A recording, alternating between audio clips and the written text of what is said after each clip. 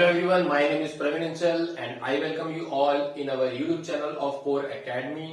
और हम लोग एनटीएससी सीरीज के अंदर पे नेशनलिज्म इन इंडिया टॉपिक को पढ़ रहे हैं। इससे हम लोग एक larger topic that is the modern history of India के अंदर में हम लोग देख रहे हैं। और अब इस वाले पार्ट में हम लोग देखेंगे सिविल डिसओबीडियंस मूवमेंट, है ना, जो कि बहुत ही इंपॉर्टेंट टॉपिक है और हमेशा क्वेश्चंस आते रहते हैं। ठीक है, तो चलिए स्टार्ट करते हैं।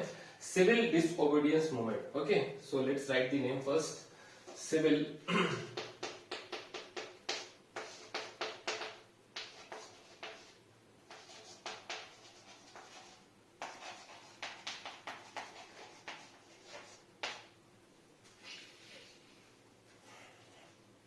सिविल डिसओबीडियंस मूवमेंट ये कब से कब तक चला था? ये चला था 1930 से, है ना, 1930 से 34 के बीच में। ठीक है, टारगेट ईयर हमारा क्या है? 1947। देख रहे हैं हम धीरे धीरे जो है वो टारगेट ईयर की तरफ जो है वो बढ़ रहे हैं, है ना। तो अभी 1930 तक पहुंच चुके हैं और जाना है हम लोग को 1947। 17 सालों को और जो है हमें पूरा अपना जर्नी कंप्लीट करना है, जो कि बहुत ही इंटरेस्टिंग है, मुझे बहुत मजा आ रहा है ना। सो सिविल डिसओबीडियंस मूवमेंट 1930 से 34 तक हमको कवर करना है। ये बेसिकली दो पार्ट में हुआ था सिविल डिसओबीडियंस मूवमेंट, है ना।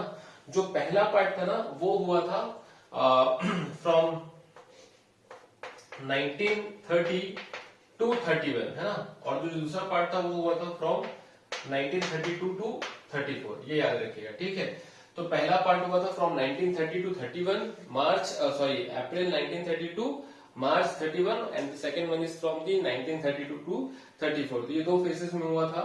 और क्या क्या हुए थे एक बहुत ही अच्छे से डिटेल ओवरव्यू लेते हैं इसका।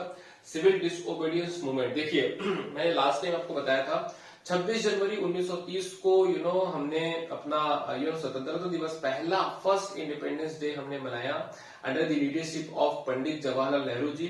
और उस समय जो है ना पूरा देश जो है वो बहुत ही एनर्जेटिक था, क्योंकि आप देख सकते हैं कि हम जो है वो पूर्ण स्वराज का डिमांड किए हैं, स्वतंत्रता दिवस मना रहे हैं।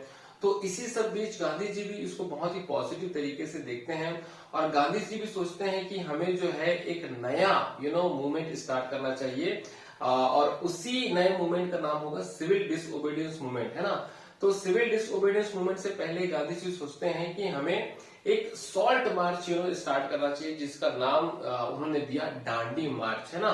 तो चलिए स्टार्ट करते हैं दांडी मार्च। अब कोई क्वेश्चन आता है कि भाई ये सॉल्ट को ही क्यों चुना गया? क्योंकि सॉल्ट को इसलिए चुना गया था, नमक को इसलिए चुना गया था क्योंकि नमक जो है वो अमीरों के द्वारा भी और गरीबों के द्वारा भी, हर क्लास, हर वर्ग के लोगों के द्वारा, ब्रिटिशर्स, इंडियन, सभी लोगों के द्वारा जो है नमक का यूज किया जाता है। तो as a symbol of commonness, है ना, ये जो नमक को हमने लिया as a symbol of protest, है ना।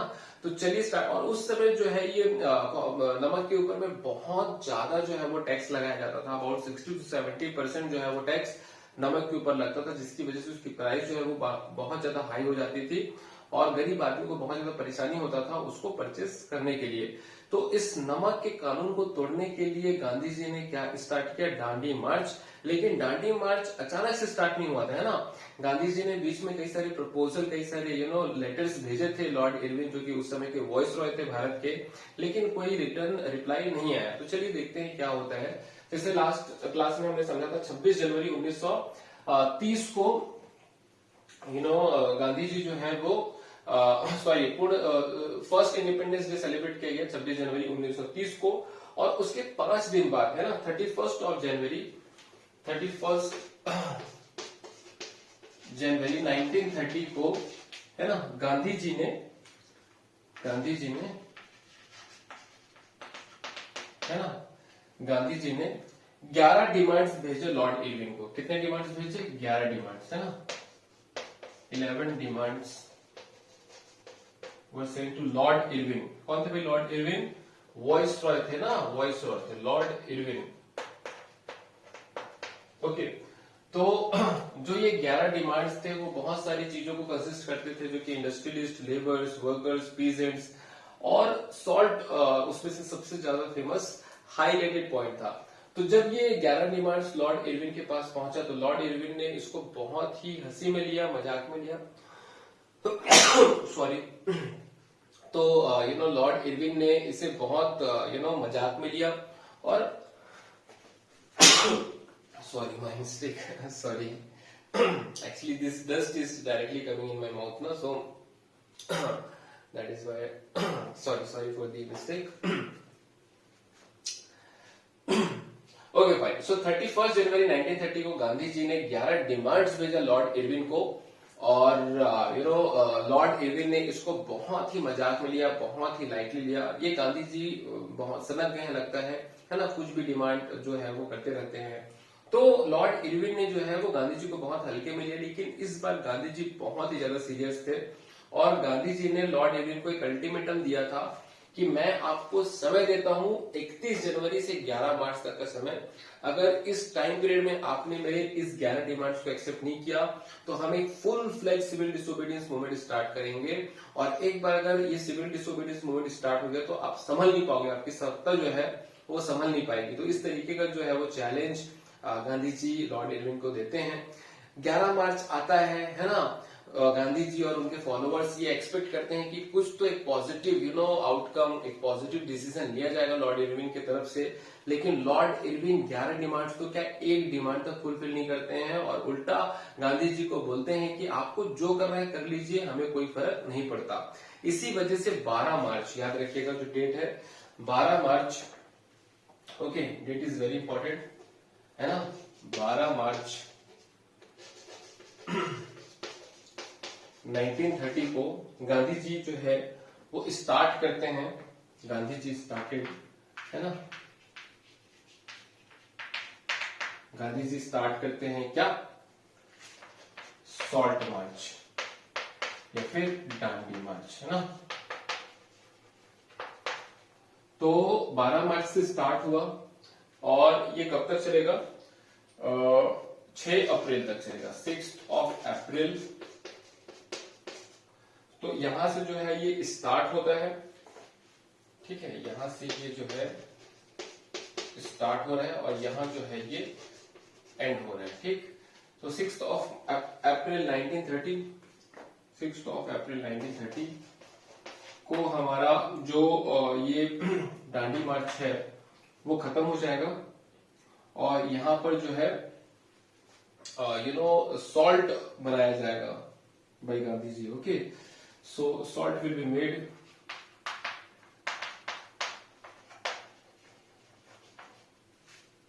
and salt law broken है ना, and salt law broken. तो उस समय सॉल्ट को सिर्फ ब्रिटिशर्स ही बना सकते थे, इंडियंस नहीं बना सकते थे, लेकिन गांधी जी ने वाटर को उबाल कर है ना, जो सी वाटर होता है, नमक खारा पानी होता है ना समुद्र का, तो उसको उबाल कर क्या बनाया, नमक बनाए, और ब्रिटिशर्स के बनाए हुए कानून को तोड़ दिए. तो जैसे अब कुछ और मैं डिटेल्स आपको बताना चाहूंगा. देखिए, स्टार्ट हुआ था 12 मार्च 1930 को, खत्म हुआ 6 अप्रैल 1930 को. तो दोनों डेट्स के बीच में डिफरेंस कितना है, 24 दिनों का. तो गांधी जी ने कितने दिनों तक मार्च किया, 24 डेज तक मार्च किया है ना. 24 डेज तक उन्होंने मार्च करते रहे, और 24 डेज में उन्होंने कितने डिस्टेंस को कवर किया, 240 माइल्स. ठीक है, ये पूछा जाता है कितना डिस्टेंस कवर किए थे, 240 माइल्स 24 दिनों के अंदर में. और यूनिट में ध्यान दीजिएगा ना, कई बार किलोमीटर आ जाता है, तो याद रखिएगा 240 माइल्स है ना, किलोमीटर मत लिख दीजिएगा, या फिर उसमें टिक मत करिएगा है ना. और उनके साथ जब जो गांधी जी स्टार्ट किए थे डांडी मार्च, तो उनके साथ में टोटल 78 वॉलंटियर्स थे. कितने वॉलंटियर्स थे, 78 volunteers. 78 volunteers were there at the time of starting this Dandi March. और ये जो जितने भी वॉलंटियर्स थे वो सबके सब बहुत ही ज्यादा फिट थे, एक्टिव थे, क्योंकि गांधी जी को मैच करने के लिए लिटरली कुछ लोगों को दौड़ना पड़ता था, इतना स्पीड था गांधी जी का उस एज में भी है ना. सो Gandhi ji was highly fit. और उसके बाद में जो है एक पॉइंट और आप लिखिएगा कि गांधी जी जहां जहां जाते थे वो रुकते थे कुछ समय के लिए, और लोगों को ट्रेन भी करते थे कि हम ये सिविल डिसोबीडियंस मूवमेंट में क्या करेंगे, कैसे करेंगे, डांडी मार्च हम क्यों स्टार्ट किए हैं, और एज अ सिटीजन आपको क्या करना है इन पूरे मूवमेंट के दौरान पे. तो लोगों को ट्रेनिंग भी देते हुए जा रहे थे when Gandhi ji was marching towards Dandi है ना. तो इस तरीके से हम ये पूरा चीजों को देखते हैं है ना. 12 मार्च को स्टार्ट हुआ, 6 अप्रैल को खत्म हुआ, 24 दिनों का टोटल समय लगा था, 240 माइल्स का डिस्टेंस था है ना.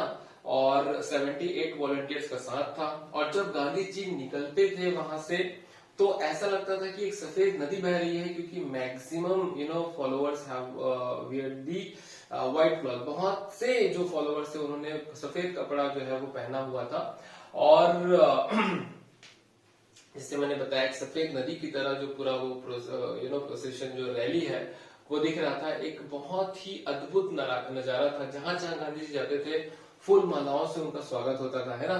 तो ये कुछ फैक्चुअल डेटाज हैं जो कि एग्जामिनेशन में पूछे जाने के बहुत ज्यादा चांसेस हैं फ्रॉम द सॉल्ट लॉ, है ना। तो सॉल्ट लॉ के बाद में जैसे ही गांधी जी वो सॉल्ट लॉ को ब्रेक करेंगे वैसे ही क्या स्टार्ट होगा, सिविल डिसओबीडियंस मूवमेंट। क्या स्टार्ट होगा, सिविल डिसओबीडियंस मूवमेंट, है ना। यहां से फिर civil disobedience movement. Okay, so civil disobedience movement हम लोग अब डिटेल में समझेंगे। So in this particular video we are only discussing till salt march. In next video in detail we will discuss about the civil disobedience movement. कैसा रहा, कैसा participation था, क्या रिएक्शन था, है ना, कौन से लोगों ने पार्टिसिपेट किया, किन्होंने पार्टिसिपेट नहीं किया, ये सभी हम लोग देखेंगे नेक्स्ट वीडियो में। So if you like the video then please hit the like button and subscribe to our channel. And if you have any doubt, problem, question, confusion, you please comment below and let us know. We will feel free to reply you with your doubts. And we will meet in the next video. Till then, bye bye, take care, thank you.